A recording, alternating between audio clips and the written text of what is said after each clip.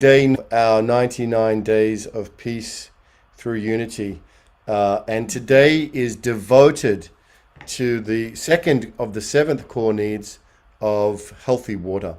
And it's really a true honor to be here with someone we've had the pleasure of learning from before during World Unity Week and across this journey, which is Auntie Anne Poelina from the Northern Kimberley in Western Australia. Dr. Poelina, it's wonderful to have you with us. Welcome to Peace Week. Thank you, Ben. Always lovely to be in conversation with the many amazing people you find out there who want to have dialogue, but also through our dialogue transform the world in which we are at. Look, I live in the Kimberley. Ngajunu nilawal and Poelina. Ngayu imadawara ngai manda jaranyigan ngai nyigan nganga in Broome ngayu home. So in my language, when I introduced myself, I said, I am a woman who belongs to the Fitzroy River, the Muddawara. So the river is my home. It is the construction of my identity. It's the construction of my values, my ethics, my moral conduct, because we come from the river, we are of the river. And from that perspective, the river behind me is an amazing system. 733 kilometers on a 96,000 square kilometer basin. It's just a magic place. And, one of the things Indigenous leaders like myself are saying is that when we listen to the science from IUCN and IPBES, and they're saying it's the Indigenous people who are holding these last bastions of biodiversity, these living water systems around the planet. So it's really, really important that these places that do have these sacred, magnificent rivers who are healthy and swimming and alive and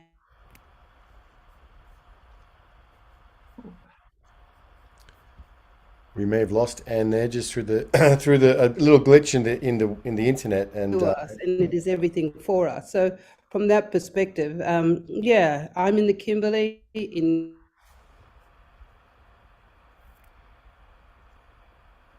Who would have thought a river could be a first author? Yes, our river is.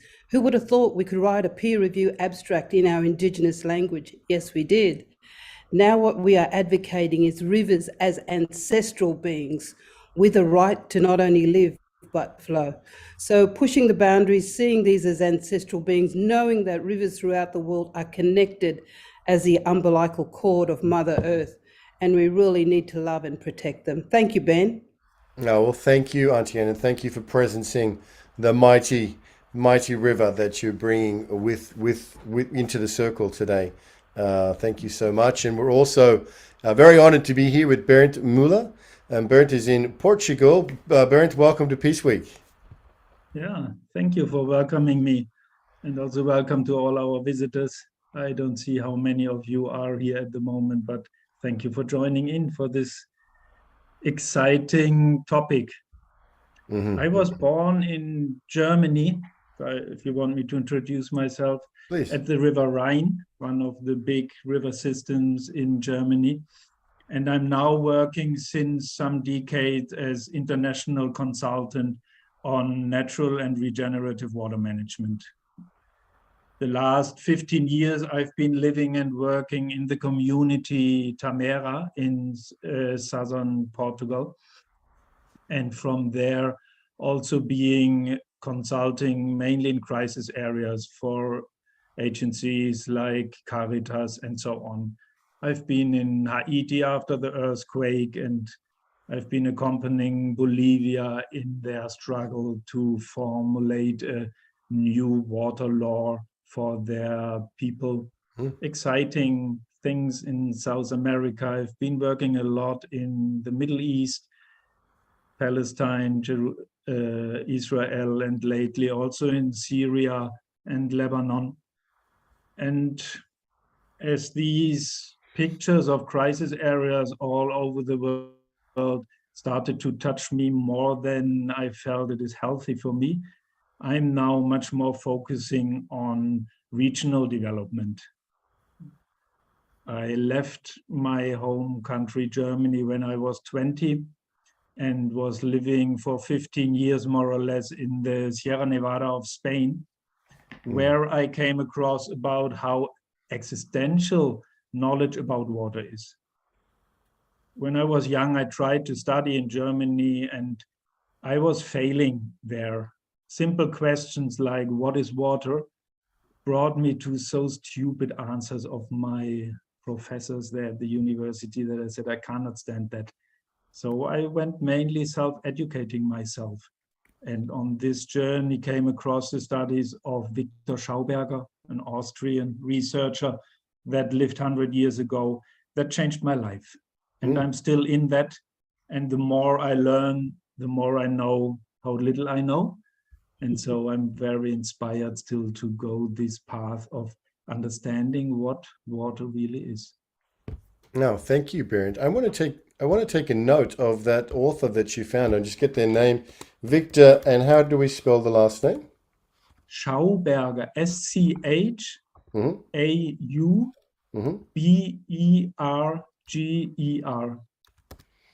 And what did Victor say to the question, what is water? Yeah, he wrote many books and he dedicated his whole life to that question. One thing we will also start up with probably is the fact that water is life. And I will share about that later in our conversation, because I was astonished that there are people that have that question, this big question that we will go in now from around water, and I will go on sharing then. Wonderful. Well, it's truly delightful to have you both here with us in Peace Week, and we are launching this campaign on the 7 core needs, which is the second primary task of eco-governance. And yesterday we had an incredible discussion around living soil, which was a perfect place to begin, of course. And now, as we move into day 2, to really have this discussion around healthy water is very perfect to have you with us. So let me just, I'm going to play for you this short video, which will just explain a little bit about the project of the 7 core needs. And I'm just got to find this here in the right place. There it is. Wonderful. So welcome and enjoy this.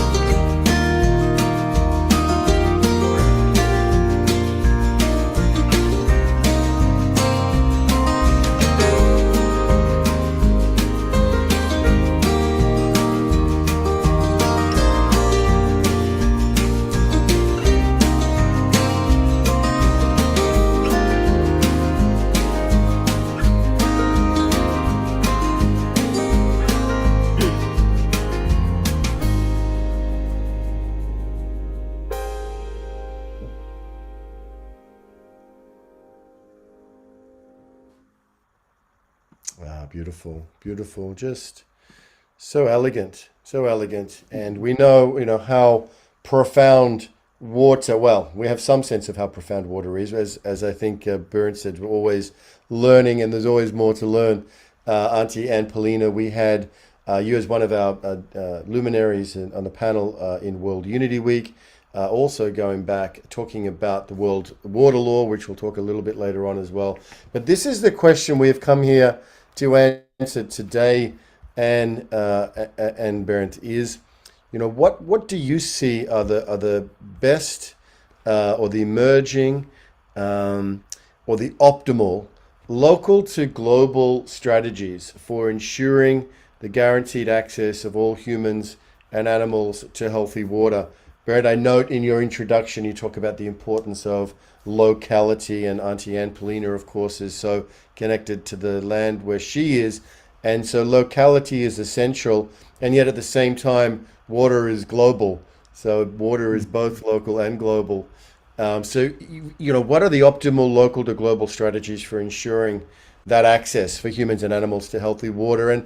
And what we're talking about that also, what are the whole system healing benefits of these strategies? So what are you seeing that is noteworthy and optimal at this point?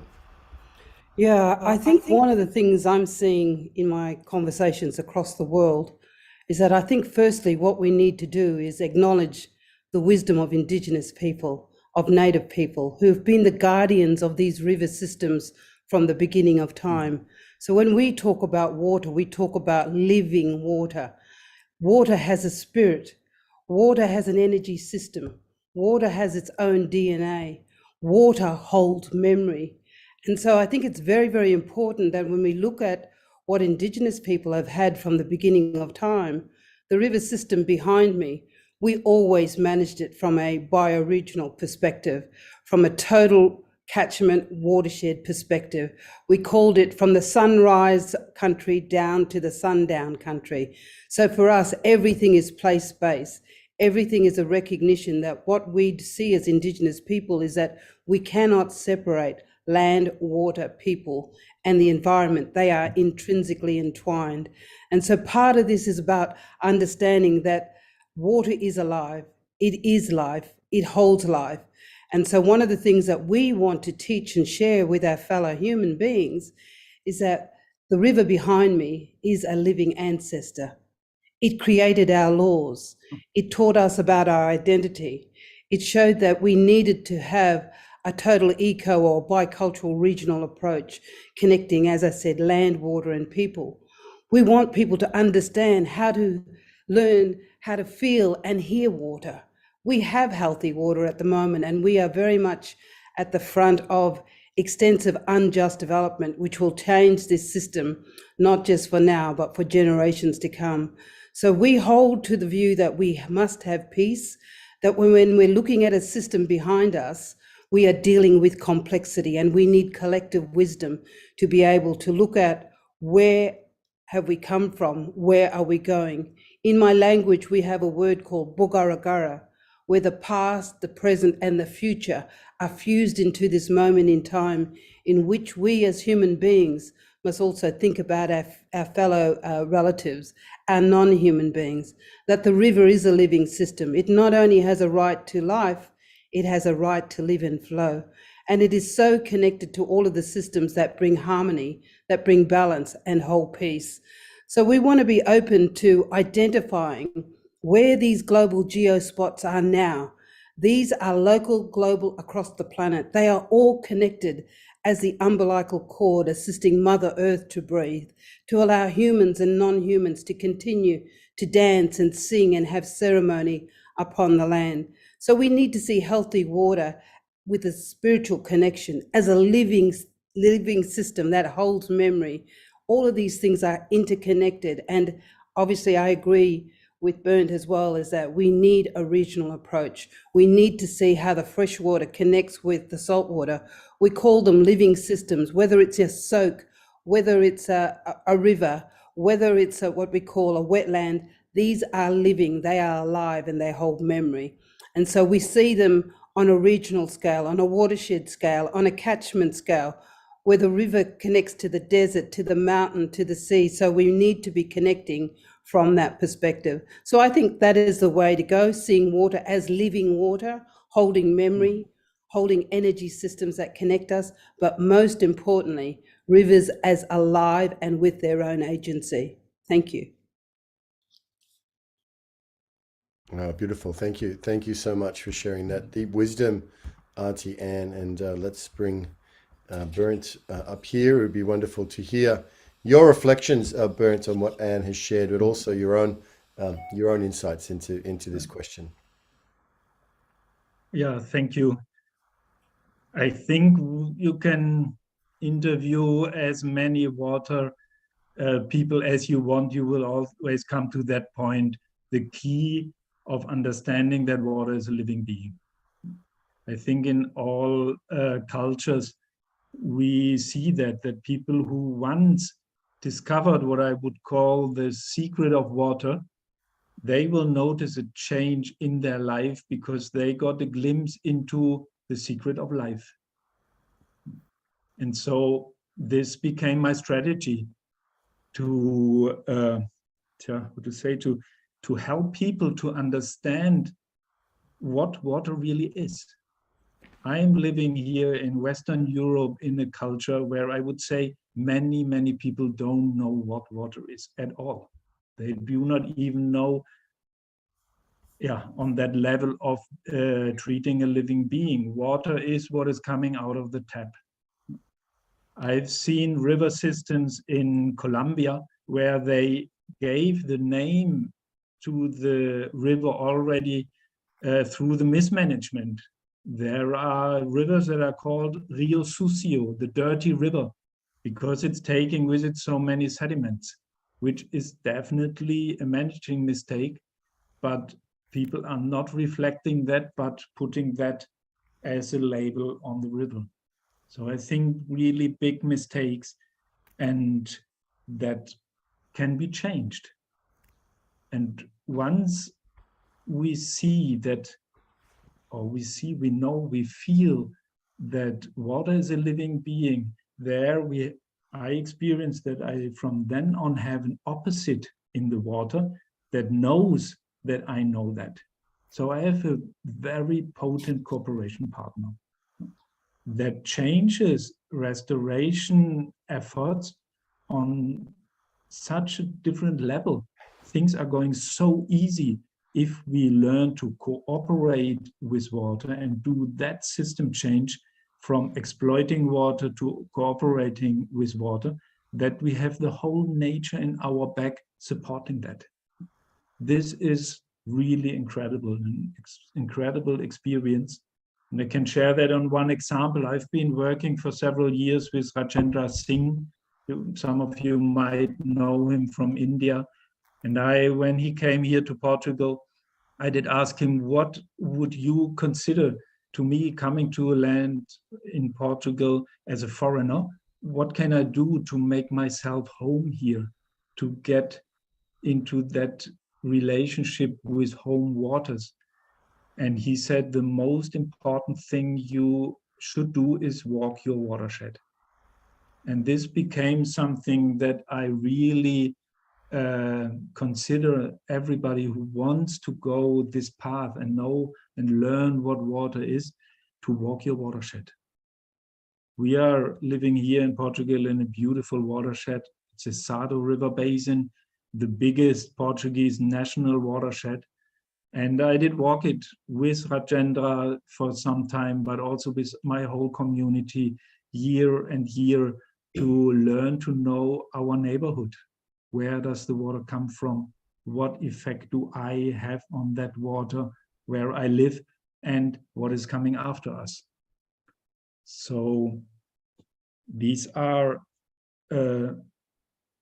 internal changes that happen within me. And this is something I believe deeply, that the outer changes I want to see, especially in ecosystem restorations, are easier to fulfill if I do these changes within me. I cannot ask nature to do something that we as humanity collectively do wrong, as I perceive nature very much as mirror to our societies. So to wrap it up, this paradigm shift, as I would call it, from exploiting water to cooperating water is essential. In water management, we call that the new water paradigm that appears when we start to, how Victor Schauberger calls it, to learn to move water in the right way. And there I'm really thankful for your question in the beginning, because this picture that, if you repeat this question slowly, imagine all human beings and all beings on this planet would have access to healthy water. What a different life would we live here on this planet. I am looking for a picture for my children, for my grandchildren, that there will be peace on earth. And I'm very sure in this world that on Earth, water will be acknowledged as living being, and we will have learned to cooperate with water, and with this to move water in the right way. And that is mainly this moving of water in the right way is the work of Victor Schauberger, where, yeah, if you want, I can share more of that. It's exciting to go on that journey. And this is my strategy, to excite people of entering this new paradigm, and through this seeing a hope for peace on our planet. Mm-hmm. Yeah. Yes. Bernd, thank you so much. I mean, that is so resonant for us all. And we are here in Peace Week, which of course is orientated around the International Day of Peace. And it's no accident that Shelley Ostroff and Jan Golding, and as the creators of the 7 Core Needs and Eco-Governance, have elected to launch the 7 Core Needs campaign during Peace Week because of the very connection, Bernd, that you're talking about. You know, and whether it's living soil, healthy water, vitalizing food, all of the 7 core needs are intricately related to the pathways to peace. So thank you for presencing that. I want to invite you to share a little bit, Bernd, and I want this also because I think it'd be good for Auntie Anne to learn a little bit about the incredible work that you're doing at Tamera, your project in Portugal. You know, you have a peace education in Tamera, which you joined in 2006. But the water retention, a water retention landscape, and what you're working on there, in terms of the Global Ecology Institute that you established in 2013, you've achieved a lot in a short period of time, and we'd love to just hear you talk a little bit specifically about the work of Tamera that you're, working on, and of course you're an ecological consultant right around the world. But tell us about Tamera and this passion project. When I came to Tamera in 2006, like you said, there was a habit that Tamera is an peace education center, and the summer events that were held there were called desert camps. And when you came to Tamera in summer, you saw that. No, that was all the typical aspects of a desert. But then it is a big farm, no, or it was a one family farm of 130 hectare size. And then suddenly 200 people were living there. When we had these summer events there, inviting another 200-300 people as guests, we didn't know what to drink. We were not sure whether we will have access to enough drinking water. And I'm not yet talking about quality, just about quantity. And that is something where I stepped in new. I was not familiar to this climate zone, but I knew this is not right. This is something I learned on my path together with Sepp Holzer. Many of you maybe have heard him. He's known as the Agrar Rebel from Austria. And when I walked this land with him, he said, if you would see this land through my eye, you wouldn't have the question whether there is enough drinking water. And this triggered something in me that I wanted to know. And so I did compare, for example, rain amounts. And there in southern Portugal, there is an average rainfall of 600 millimeter, which is similar to Berlin in Germany, for example. Berlin in Germany at that time, so 15 years ago, there was no issue of droughts at all. So there were hints, that it is not about lack of rain, but about managing rainwater. And that led to this huge project of creating water retention landscapes that hold the rainwater on the land and give it time to sink into the soil and to recharge groundwater, and with this build new drinking water. Because compared to what is coming down as rain on a surface of 60 hectare, that's 60 600,000 square meter with 600 millimeter, you come to numbers that is so far beyond of what you want to drink. And the problem there is, and here and in the whole peninsula, Spain and France, is that this rainwater cannot be received anymore by the earth body. This is where you were touching at yesterday with soil. The soil is gone. So our main issue was building soil, and where we want to accelerate this process and not doing it only with vegetation, we help providing earth structures that slow down the rainwater. You know, the permaculture principle, triple S, slow the rainwater down, spread it and sink it. And that was for many years a strategy to fulfill the aim that no rainwater leaves the land on the surface. Zero runoff, one of the key restoration principles that when you follow them, you will be super successful.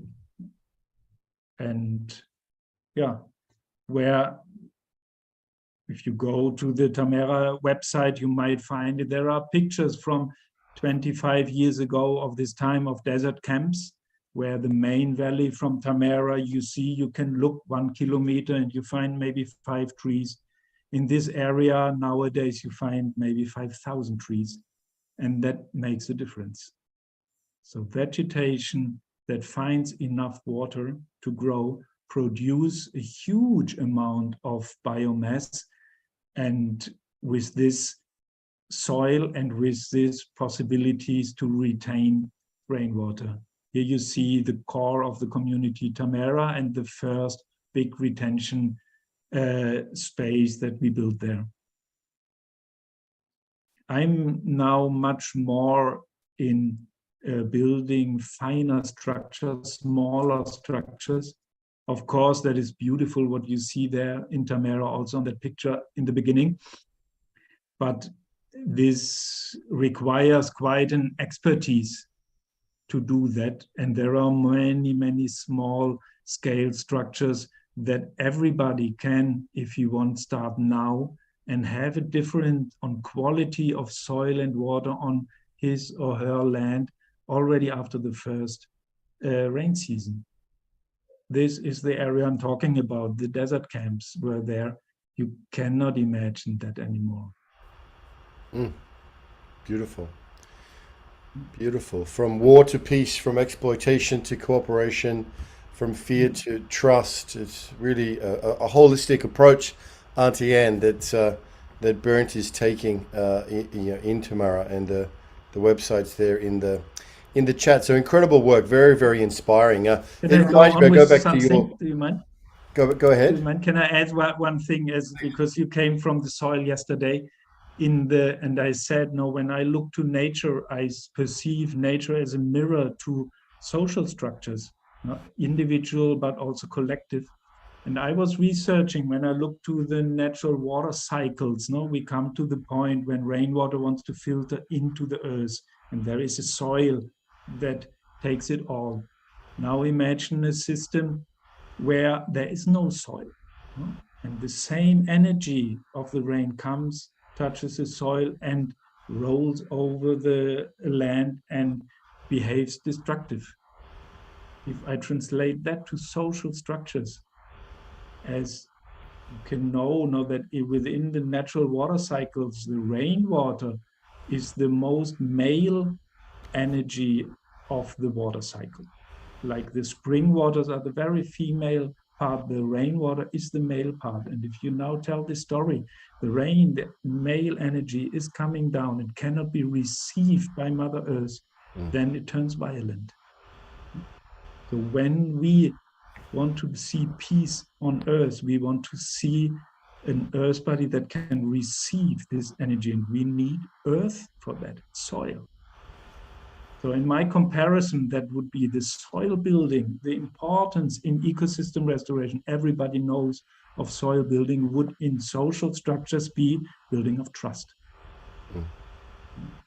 We need this trust amongst human beings in order to not have dynamics where energies convert to violence. And there is something that should explain what I meant before. This I can change any moment within me. And then my power and my belief to change it out there will be stronger and more effective. Oh, Bernd, that is profound. Thank you so much for sharing that wisdom. And the interconnectedness of all things is something that more and more of us are waking up to. And so what you're demonstrating is that we can't talk about water or healthy water in isolation. It's connected to the entire field of everything, including social structures and social relations. That's spirituality, sociology. It's magnificent. And Auntie Anne, it reminds me of a line in your bio which says, Anne believes we can dream together as human beings and start to live in harmony with each other and with our non-human families. This is very much the fulfillment of the 7 core needs as well.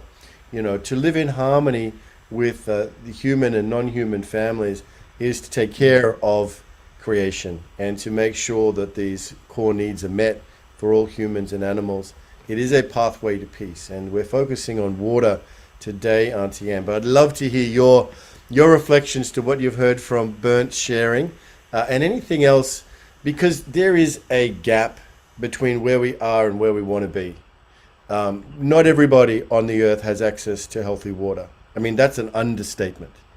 You know, and how do we go from here with the wisdom that is represented here and go forward in a productive and a effective way? But anything else you'd like to share, Auntie Anne Poelina? Yeah, no, it was very interesting because we were hearing of the rainfall, and where I live in the north, we get quite violent rains in the wet season, and the river behind me can flood either side 100 kilometers. So when the rain comes, it just is the third or fourth biggest river in the world when it is in full flood. So one of the things that Bernd was talking about was the rainfall and the impact in terms of changing the landscape. And my interest is very much around the riparian zone. And one of the things that we've noticed over the past 150 years from extensive agriculture is that water, we acknowledge that water has its own law. Water finds its own way. Water will do what water needs to do. And so one of the things that we've noticed because of the intensive agriculture that has happened on our lands, when the flood comes, the systems have been diverted, and the force of the flood now has really impacted on the riparian zone. It was very, very interesting because we want to do this. We want to regenerate the earth. We want to heal the land that the soil type has moved from. And it's very, very interesting because, you know, part of the work we do here is many people don't realize that in Australia, Indigenous people live in fourth world condition. We have always lived with these laws that you talk about from the beginning of time, to see water as part of us and us as part of our water, the construction of our identity, the fact that water has its own law and finds its own way in the system. But I was listening to someone because we were looking for some resources, and they said to me, oh, we will pay you $1 to grow a tree. And I said to them, how much would you pay us to heal the land and to stabilize that soil type? So when the next flood comes, that tree that is standing there that is over 100 years old will not be lost to the flood. What is the cost of a life to save a 100-year-old tree, as opposed to planting a tree for $1 and trying to wait to see if it will grow to be 100 years old? So the riparian zone is such an important part of these living river systems. They are so much in need of healing. We say, you know, heal people, heal the land, heal the waters, heal climate. And so how do we bring all of these systems together? Because as we all know, you know, the 7 laws all show that everything is interconnected. And so it's really important that we look at this. I remember many years ago, I had a colleague come from France, and we were sitting on the riverbed with the elders, and he said to me, oh, do you realize Le Meuse is the oldest river in the world? And the elders were really, really interested, and he wondered why they didn't sort of say, no, our river's really old. That night when I went back to them, they said, you're going to France next week? I said, yes. They said, he said that Le Meuse was the oldest river in the world. And I said, this was, I'm talking 10, 12 years ago. And he said that, all of these things. And they said to me, will you take some of the memory of the Mudawara, and will you track and find the headwaters of Le Meuse, and will you kneel and pour some of the memory of the Mudawara into the Le Meuse and say, if you indeed are the oldest river in the world, you will tell us what the humans have done. So when they start to come to look at water trading, water markets, we can be prepared because you are so wise. And so it was very, very interesting, because I then wrote a play, Two Rivers Talking, of Le Meuse and Mudawara. And I guess what I'm saying is rivers are talking. They are asking the questions. What are the humans doing? And so one of the things is, as Indigenous people, we have not walked away from nature. The laws from nature have made the laws of the land. We abide by the laws of the land, not the laws of man. And so rivers are critical as sentinel beings. Somebody said, what does it mean to walk in a watershed? It means to walk so the earth can feel your vibration when you walk upon the earth, and connect those systems, human to non-human, water to land, to people, to sky. So one of the things that we've been doing is trying to find ways that we can create walking trails along this beautiful, magnificent river, so we can bring our fellow human beings so they can hear the river, they can feel the river, they can build their own relationship, they can build their memory with that river system. So it's about, how do you as a human being get to hear rivers? And what we say as Indigenous people, and that's where Bernd's coming from, we can teach you. We can teach you how to feel the land. We can teach you how to hear the rivers. We can teach you how to hear nature, and to hear the cries of Mother Earth, and saying, we're on a lapse here that if we don't do the right thing, maybe Mother Earth will be lonely without the vibration of humans. But we rise up and we say, together we must do this. We must dream. We call it wake up the snake. How do you wake up the consciousness of the people to bring the people with you? And so what we want is to show you need to be connected to these living water systems. You need to form your own relationship. You need to build your own memory. And you must talk to these systems. And you will be very, very surprised, because they will communicate back to you. So fall in love with water. Fall in love with the memories of these systems. They are part of us. We are part of them. And we are connected, whether we're in Portugal or in the Kimberleys. Rivers are the arteries of the planet. They are connecting between the oceans, between the landscape. My people have song lines where they can sing a song and they can tell you how water travels underground. These memories are embedded in our DNA. We are part of this system. So what we're saying is that be brave. Walk out there, as Bernd said, feel the land, put your footprint across the country, listen to the rivers, listen to living water systems. They will speak and communicate to you, but you must be brave and wake up the snake. Wake up your own consciousness as a human being. Thank you, Ben. Thank you. And Auntie Anne, thank you so much for that profound blessing of wisdom. And Bernd, I want to give you an opportunity to respond to that, just maybe in brief, because that's an extraordinary, beautiful, profound sharing that Anne has shared. And then we're going to hear from our speaker who's sent in a video message for us, which is also an eminent and an amazing water guardian. But Bernd, just if you wanted to respond to Auntie Anne before we play the video. Beautiful what we heard there. No, thank you, Auntie Anne. And it's really like that. No, Indigenous people carry that knowledge. But my question then is, what is when we are in a situation that most of the people on our planet, or let's say not most, but here from this cultural area in Central Europe, that are not indigenous anymore, or at least don't feel indigenous anymore. And so I really appreciate these words, and this awakening of the snake is beautiful. I never heard that. I will keep that in memory, because that is for me a very strong picture. It is true. And it would require some courage, because who of us is able to live with the energy of a living snake? Some of them who are used to that for sure, and that will enlighten us, but some would first feel fear and would need training, and experience in handling this energy.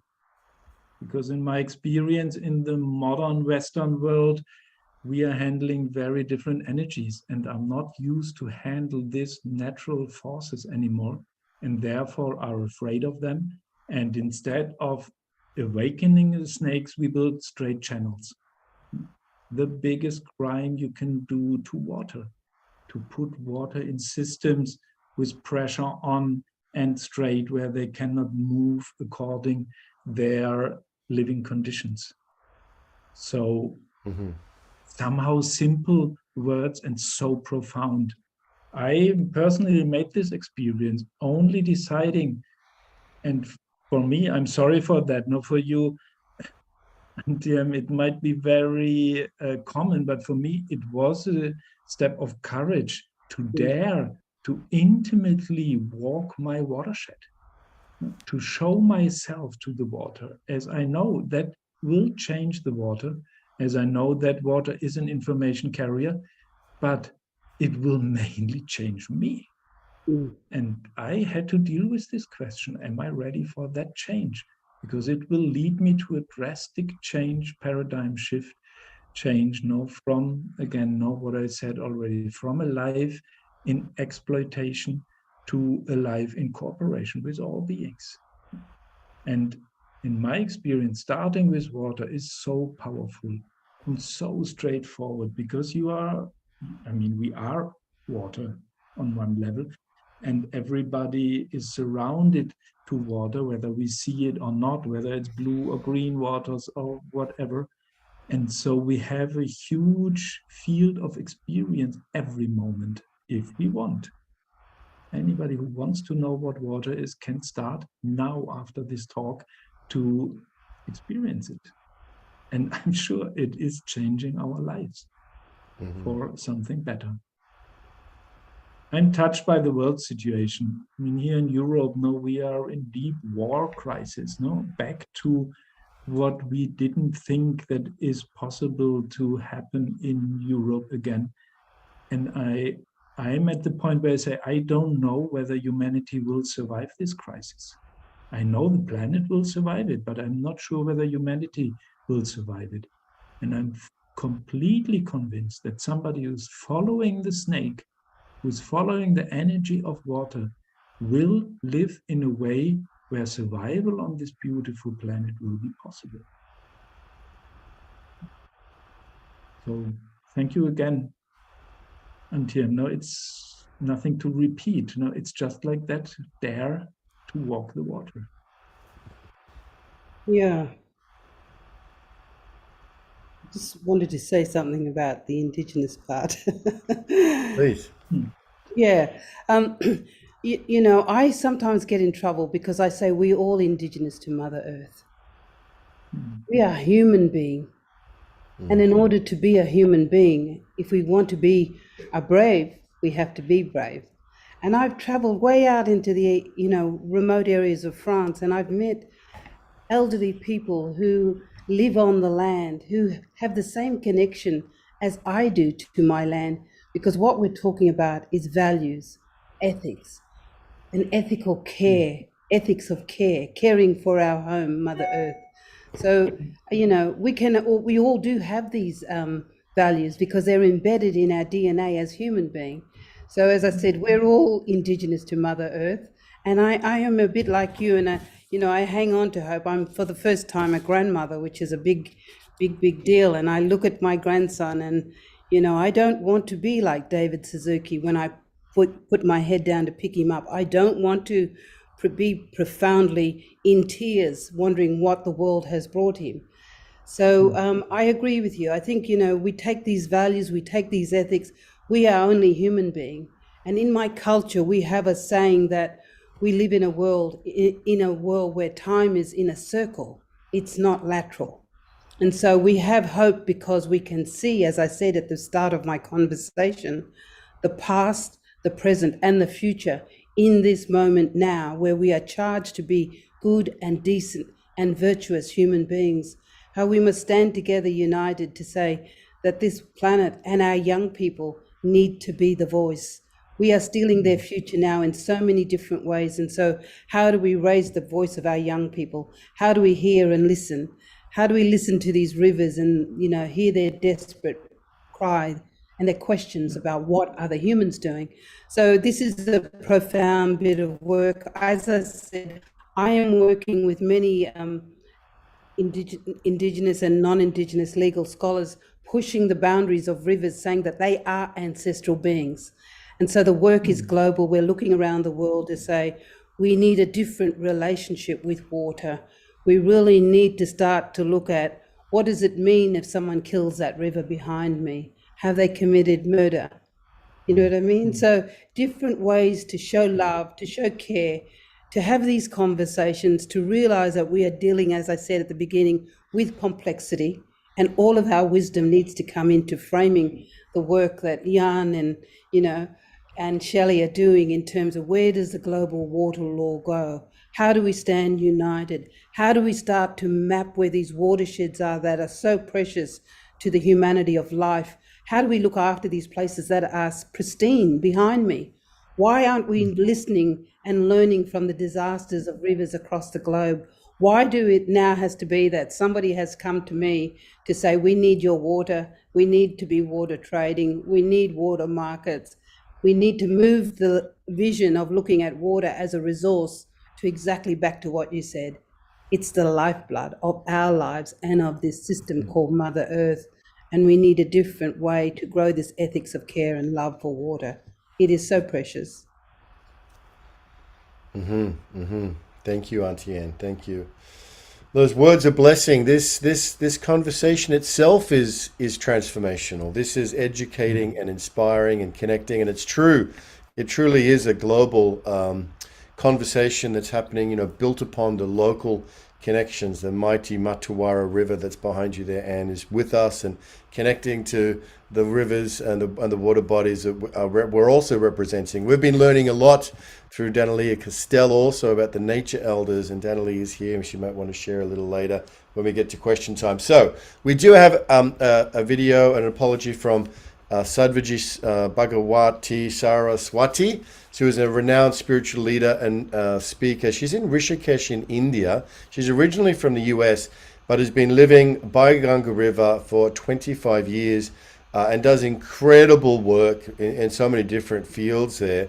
One of them with the Global Interfaith Wash Alliance is an international interfaith organization dedicated to clean water, sanitation and hygiene, and Sadhvi is the Secretary General of that. So she sends her greetings to the panelists and to everybody, and she also sent in a video. So we'll play this, and when we come back, we'll have still about 25 minutes for conversation and some questions from the community. So Sadhvi Bhagawati Saraswati, I will pull up the video and let's enjoy her. She has a lot also of good wisdom to share about the work that she's doing in the Ganga and Ganga side, an incredibly important body of water for our world.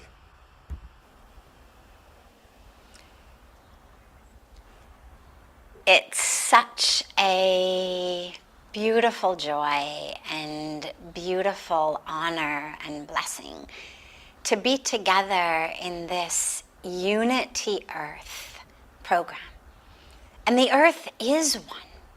We are united. In Sanskrit, it's said Vasudev Kutumbakam, which is translated as the world is a family.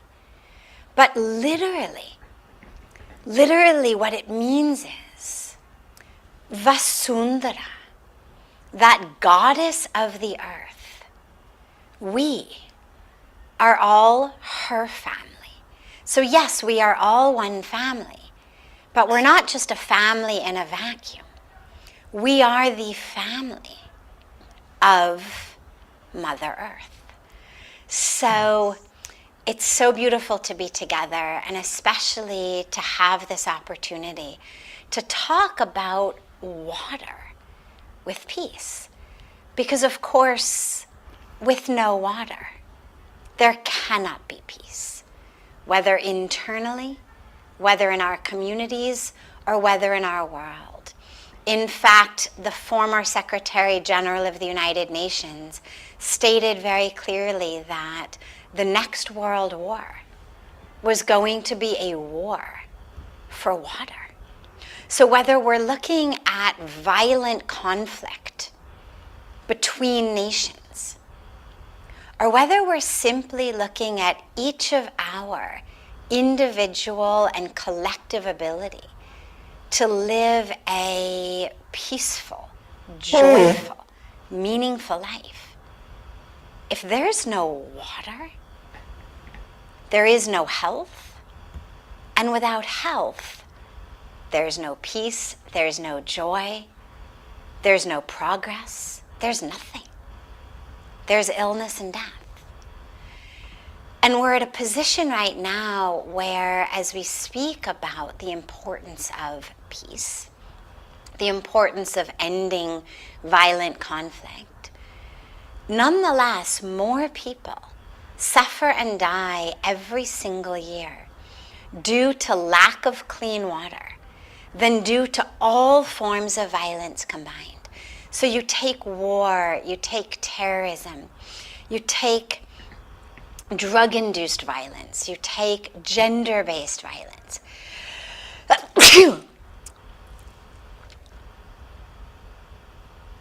You take gender-based violence. You take all forms of violence combined. The sum total still pales in comparison to the number of those who are suffering and dying simply due to lack of clean water.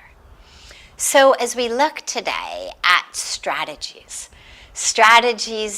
from local to global, what we realize is that in order for there to be access to water, there has to be water. Equal distribution and access comes only after there's actually enough water, enough clean water to be evenly distributed. And so the only strategy that really is going to work is a strategy that addresses both the ground level and also the grand level, the local and the global. But let's start on the individual level, on that local level, because while policies are critical, while the role of our government leaders, our corporate leaders are critical, the role of each of us is just as critical, if not more. And a lot of us have a lot more control over what we each do than over what our elected officials or the elected officials of other countries may do. So let's look at what we call the ground level. Strategies that each of us can implement. Number one, very simple. Keep riverbanks clean. In so much of the world, the banks of our rivers become dumping grounds. Dumping grounds for waste, dumping grounds for trash, dumping grounds for sewage. So if you live near a body of water, work to keep it clean. Let this be a Saturday morning activity. Let it be what you do for your birthday party, for your children's birthday party. Let it be what you inspire and engage your community to do. Pick up trash, clean those banks.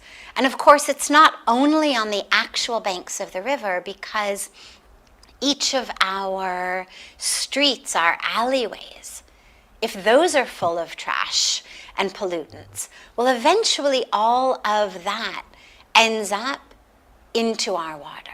So it means, number one, we take care of pollution. Number 2, plant trees. The importance of planting trees cannot be overstated. So much of the water that we have comes not just from glaciers. We all think about sources of water as glaciers, and there are. But not all of the water comes from glaciers. So much of the fresh water that we have actually comes from mountain springs, which are fed and created by trees. For example, I live on the banks of the Ganga River, where, yes, we've got the Gomukh Glacier giving us that sacred water. But the amount of water that comes out of the glacier is tiny compared to the volume of water in the riverbed downstream, when all of the tributaries, all of the other streams from the mountains merge into Ganga. And those are all tree-fed, mountain-fed streams. So plant trees. Again, a perfect birthday activity, a perfect Saturday morning activity, a perfect gift to give people for their birthdays. Plant a certain number of trees in their name, in their honor. And if you don't want to do it personally, no problem. There's so many organizations around the world that are planting trees. You can do it through them. But to the extent that you can actually get hands-on involved, then it reconnects our heart to Mother Earth. Number 3, ensure that your local municipality isn't dumping waste into your water sources. And this is also very critical, because some of it is directly what we do, and some of it is what happens through our municipalities. So pay attention, be engaged, be aware, be conscious. Where does your sewage go? When your trash gets picked up, where does it go? And if you don't like where it goes, if you're not satisfied with the way that your local municipality is taking care of waste, well, get together as community action. Change it. Every great movement in the world has been movements of people, ordinary people, who care about bringing change. Next, change how we eat, change how we dress, change how we shop. Every single day, that which we put in our bodies, that which we put on our bodies, our food and our clothes, have a huge impact on water in the world. There isn't time to go into all of the details, but a meat-based diet, animal agriculture, beef, chicken, pork, all of the non-vegetarian foods are one of the greatest reasons for the water shortage that we have. They are one of the greatest wasters of water. Just to give you an example, the amount of water that goes into one meal of hamburgers is the same amount of water that you use in bathing for 6 months. Chicken is about a third. Chicken is about 2 months, which means that if you sit down to a meal of burgers, you've got to be prepared not to bathe for 6 months to offset that water. If you sit down to a meal of chicken, you have to be prepared to not bathe for 2 months. So go vegetarian. At least, if not 100% of the time, go veg as much as you possibly can. Every meal has a huge impact. But it isn't only vegetarian or non-vegetarian. Go online, there's charts that are so easily available. What are the foods that take up the most amount of water? For example, here in India, one of the things that we see is this preference for rice over other grains is contributing to a very significant water issue. They're trying to grow rice in places that have no water. So agriculture, what we eat, be a conscious eater. Fashion. The fashion industry is one of the greatest polluters of our water source. But there's all kinds of alternatives. Now you can dress in beautiful fashion that's organic, that's fair trade, that's eco-friendly. It simply requires us to be conscious, to live consciously, to live with awareness, to live mindfully. So make these decisions mindfully.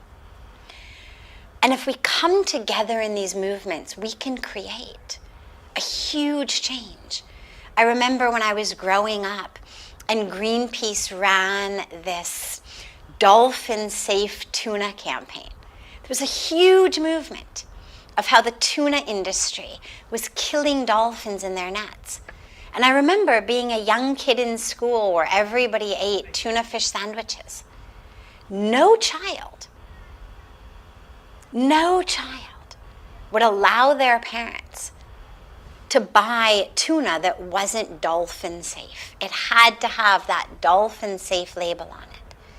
I remember being a teenager when Coors beer wouldn't pull out of apartheid South Africa.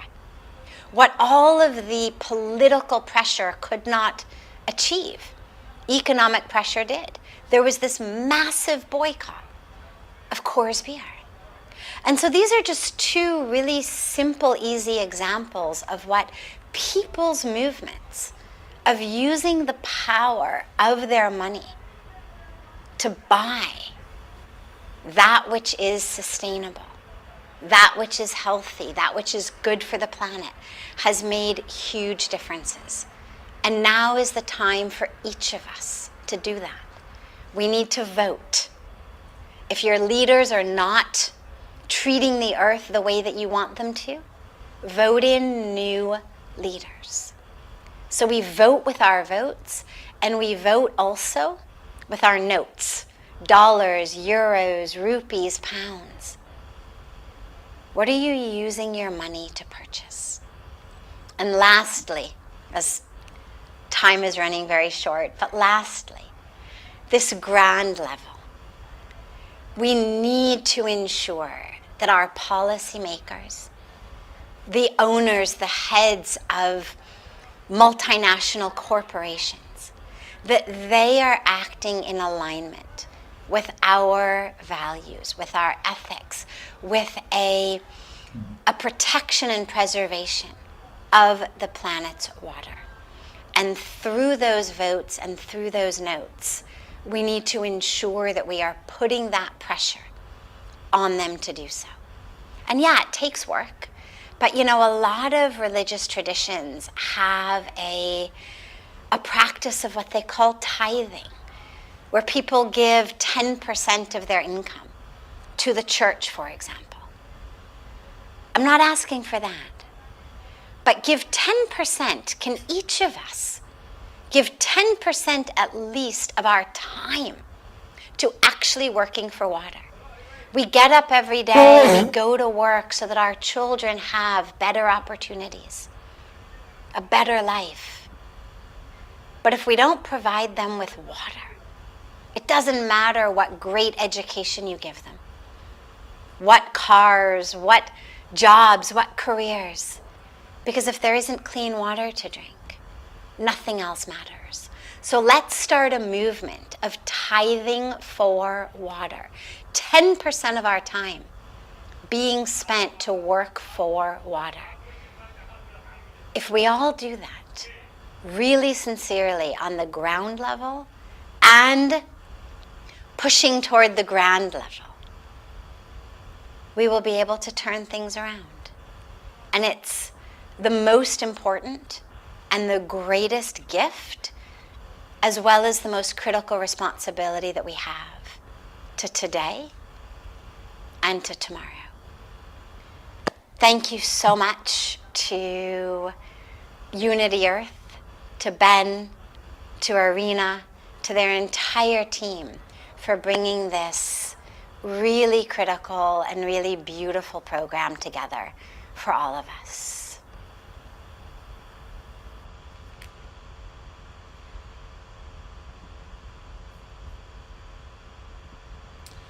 Beautiful. Thank you. Thank you, Sadhvi ji. I believe Sadhvi has joined the room and may join the panel for the Q&A, but hearing that from the ground to the grand, and some very practical guidance on how anybody can play a role in this, regardless of where they're living or what station we may have in life. Really, really wonderful for that.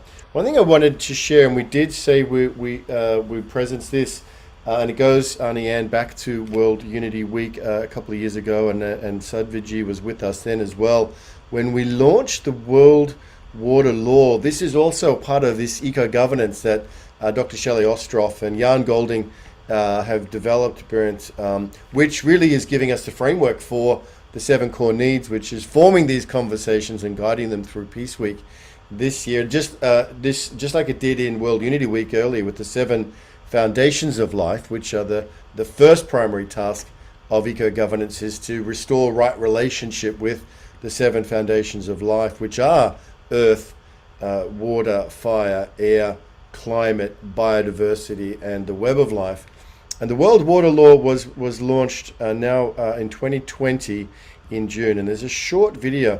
Actually, I just want to bring up, there's a question earlier in the chat from somebody called O, who said, when is there going to be a campaign to demand that all water companies give us clean, safe water out of our faucets like the good old days, was the question. So imagine using 0 plastic bottles, etc., etc. So it was asked at the very start of the session today. But the World Water Law had been developed by Shelley and Jan, and here is a short introduction to that, and then we'll come into the Q&A section.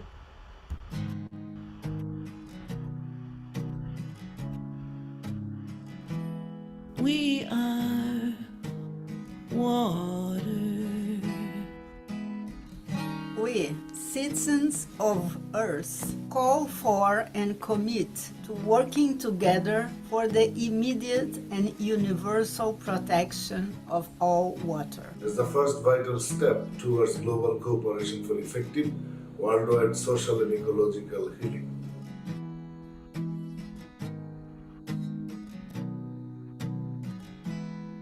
The World Water Law requires the uncompromising protection and restoration of all natural water sources, watersheds, aquifers, lakes, wetlands, estuaries, and oceans. The rewilding of ecosystems necessary for the restoration of the planetary water cycle. The guaranteed free access of all humans and animals to the natural uncontaminated water. The World Water Law holds all governments, corporations, communities, and individuals fully accountable for their impact on all waters everywhere. This one law serves as a unifying foundation for all governments and citizens to work together with community-led wisdom and stewardship councils in ways that effectively serve the health and vitality of the whole. The World Water Law provides an essential foundation for aligning human laws with the original laws of nature. This global initiative honors the many water guardians around the world who have dedicated their lives to the protection and reverence of water on behalf of all life. Join the Global Alliance for a World Water Law and add your voice to make the World Water Law a global reality. Together, we rise for water. Together, we rise for all of life. We rise together with the tide. Water's law now must preside. We are water.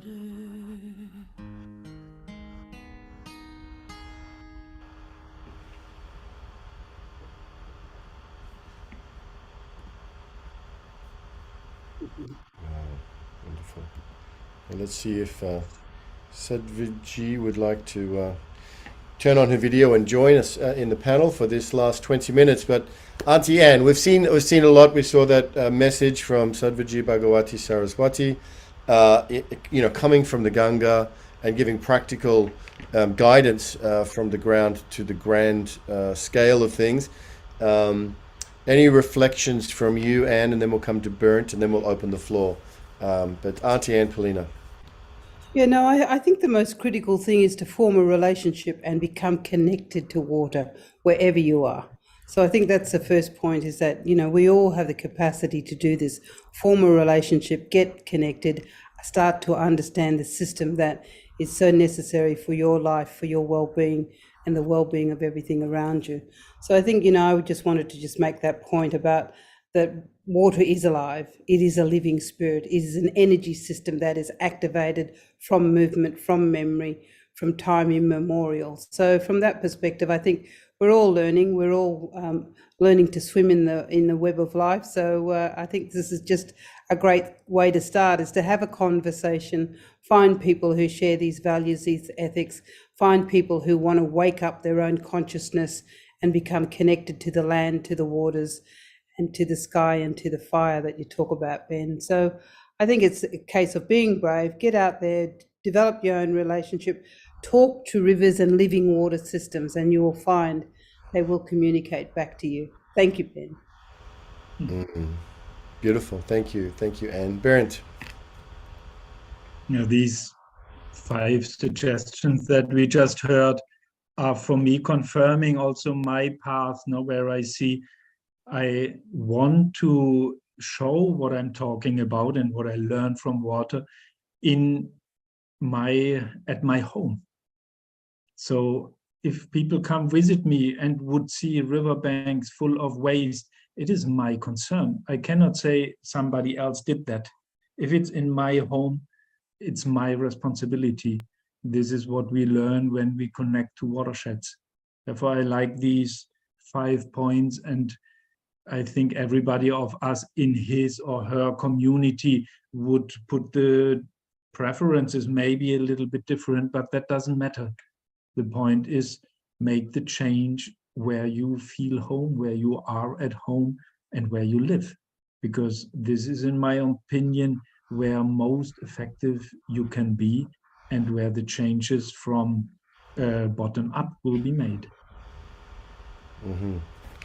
I noticed crises here in Europe where I didn't feel safe anymore, because in times when I didn't grow my own food, I was dependent on these global markets, which I know that take big responsibility for the disasters that happen on the world. And so then it gets very easy, the task, make sure that we look out of our windows and see what we eat. That is something Bill Mollison said. And for those of you who are not familiar to that, the good news are that the knowledge to do that is out there. We can do that. It's not that we don't know how to do that. The only question is, where are people that found the motivation to do that? Beautiful. And thank you. And I think it's, Kurt has written in the chat, and I think it's good to acknowledge that some progress is happening. Kurt says last week on Humanity Rising, Pachamama.org, incredible work of Pachamama Alliance, showed that efforts are bearing fruit. Ecuador has nature in its constitution now. Several South American countries have laws giving nature rights. I know the work that you've been doing, Auntie Anne Poelina, is heavy going sometimes, and it's challenging, and yet there is progress, and there are some signs of moving forward in the right direction as we awaken the snake. I wonder, Sadhvi, are you here with us? Would you like to come up and greet the panelists? I wonder if Sadhvi, I see she's in the room, but she may be moving around. Please come on screen with your video if you can. Now the founder of eco-governance, or the creator of eco-governance, is Dr. Shelley Ostroff, and Shelley's going to come on and just give a few reflections to what a beautiful sharing Shelley, we've heard from Anne and Bernd and Sadhvi. It's been just tremendous. Yes, I'm feeling so deeply moved and deeply grateful for what you've shared. The wisdom, the inspiration is immense and continues to open my heart to water and to the commitment. And just hearing also the diverse perspectives that you both hold, and then what Sadhvi brought in, you know, from the most concrete to the real large-scale water regeneration and water protection, and of course just that essential need to commune so deeply with water so that we can develop relationship. And as we begin to think, so how do we do this together? I think the most pressing issue for me is the unification of citizens around water globally. Because in my experience, ever since I've been working with the World Water Law proposal, I've seen so many extraordinary water guardians working very, very desperately to protect waters in their localities. And so much effort is expended on that because because the crises are so urgent at that level, and we're still not thinking as one united family, one united humanity that needs to rise and take a voice globally, which is what the proposal for the World Water Law is about. It's really about coming together to call for and act towards the uncompromising protection of all water everywhere as the most obvious step that we need to take now for whole system healing, and as a extraordinary catalyst for rapid and exponential, even whole system healing. So my prayer, my dream, my invitation is for us to, as individuals, as communities, to come together around, you know, these four simple principles which hold the reverence of water at their heart. And that is that uncompromising commitment to end all violation of water everywhere now and simultaneously. And somehow as the water crises and the devastation and the destruction is impacting each and every one of us on a health level, it's coming to our doorstep. None of us, I think, have access, if we're living in an urban area, to anything close to pure, vitalizing natural water. And we're seeing the consequences. This health crisis, this is, I think, really pushing us to understand the impact of our behavior, and hopefully the catalyst for us to unite. And if we unite around water, what better way is there of rebirthing humanity at this time to bring in that consciousness that you were both so beautifully talking about. So thank you so much for all you do and for bringing and sharing your wisdom here with us so generously. Thank you, Shelley. Thank you. Beautiful. And congratulations to you on this launch of the 7 core needs as a campaign that these plenaries are devoted to. I think we're off to a wonderful start from living soil to healthy water. There's a question here from Shauna. And I think some of the things that Sadhvi addressed, Shauna, may be part of the answer here. But let's see if Ernst or Auntie Anne Poelina may want to offer something. Shauna says, a highway was built near me. The natural streams were altered or stopped altogether. The only water allowed to flow was channeled to reservoirs for humans with big fences around them. How can we as humans share the land and water with all life when the water rights are only human focused? The irrigation companies and city governments control the rights. So she's asking, what can we do about that? She goes on to say, she went on to say also, the animals cannot access the water.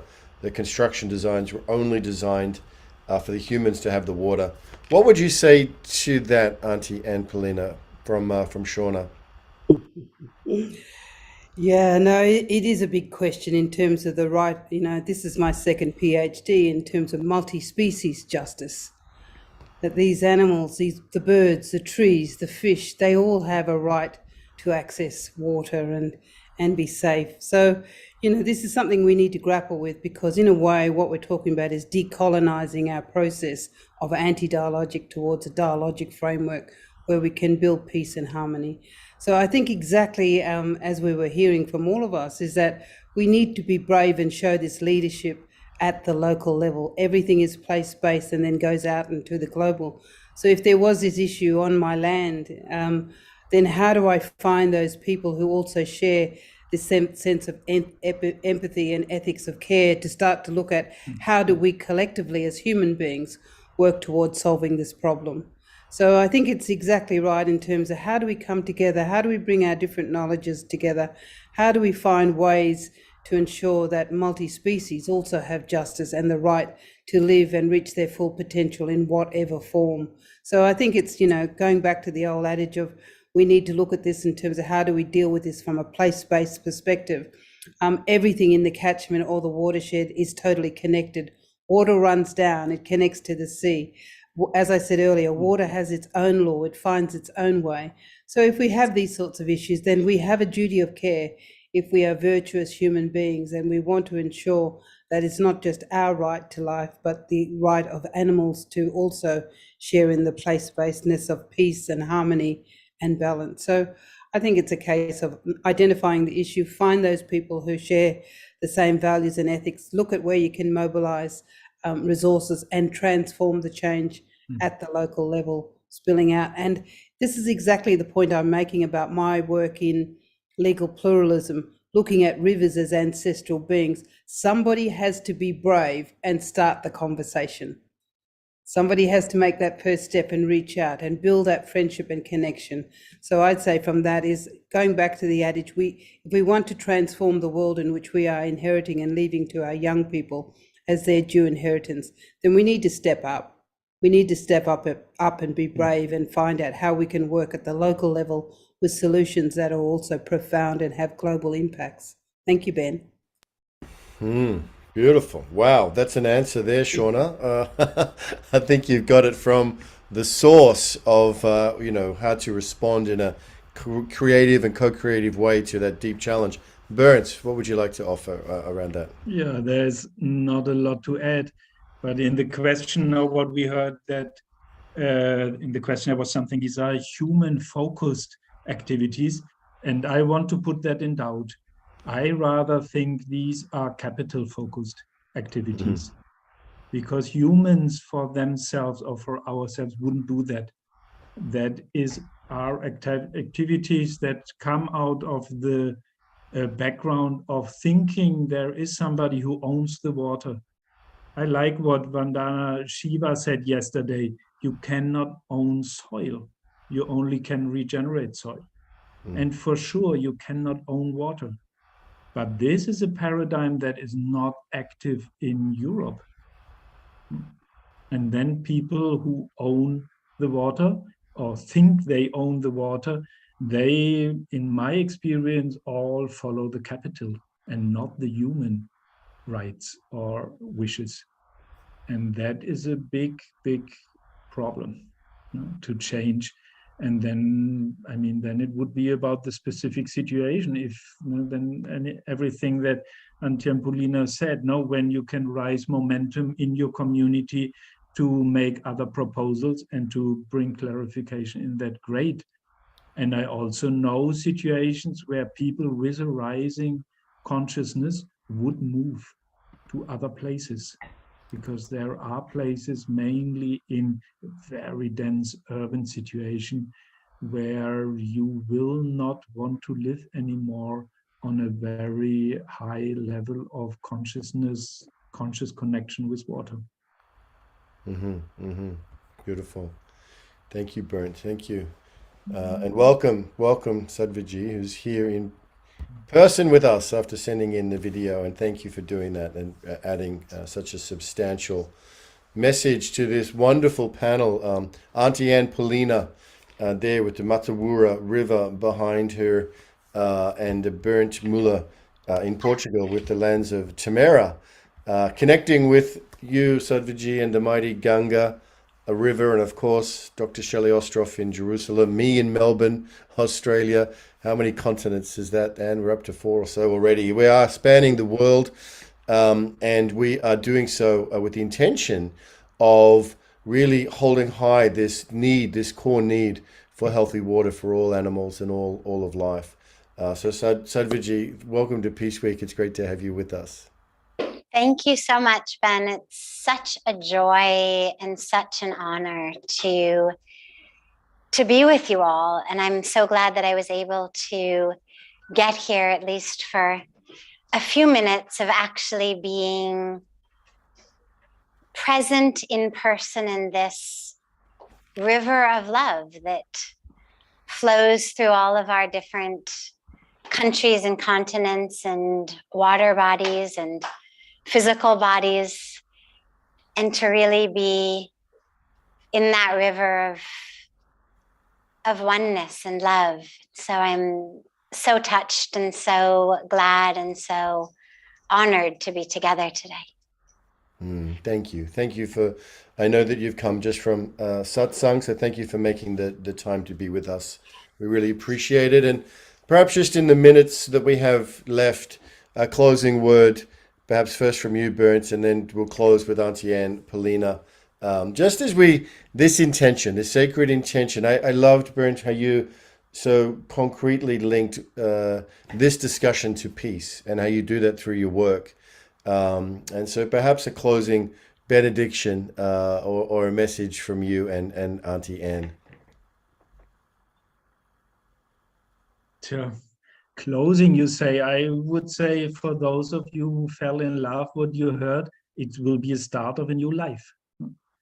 I remember when I came in touch with Victor Schauberger and I heard this very specific vision where he said, when humanity, he saw 100 years ago the crisis coming up in Europe, and he said humanity has to change. And the only change that is needed is to learn to move water in the right way.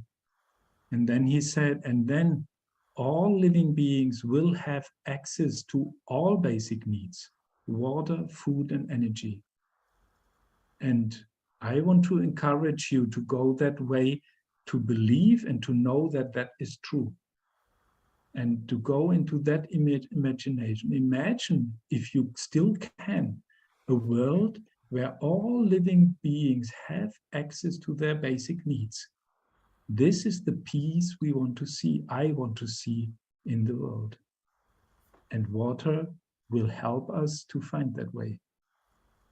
Big thank to the waters. That would be my finishing.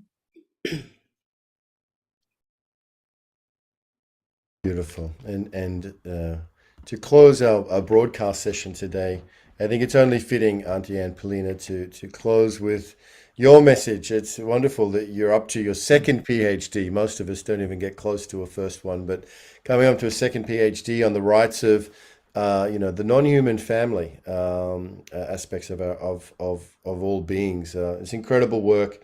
We're very inspired. We're grateful that you've been able to be with us, Auntie Anne, and anything you want to share just as we close our broadcast today.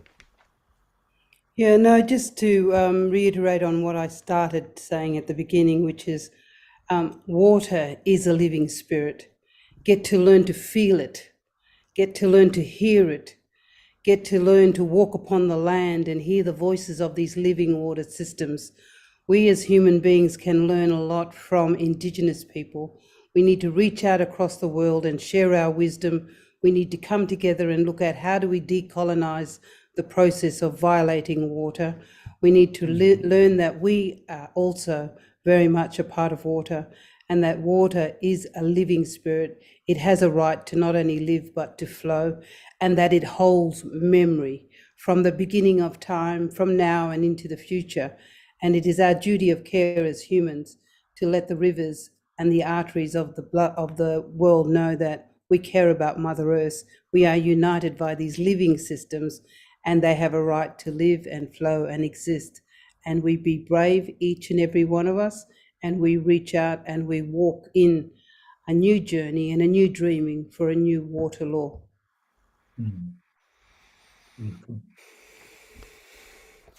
Thank you. Thank you, Auntie Anne, Poelina. Thank you, Bernd Müller. Thank you, Sadhviji and Shelley and everyone for being with us. This is day 2 of Peace Week. We are building up the journey towards the International Day of Peace on Wednesday, and then beyond that to the 99th day of the 99 Days of Peace Through Unity on September 24th. Do stay with us in the room if you can. But for now, we're going to end the live stream. Anybody out there who's watching through Unify or the One Stream or the different places, we will have Dr. Deepak Chopra live in the room today at 4 p.m. with Jonathan Granoff talking about, wonderful Jonathan Granoff, talking to Deepak about human security. And we invite you to come and join us back here at 4 p.m. Eastern Time. But for now, thank you to our panelists for this incredible discussion. It's been educational and inspirational.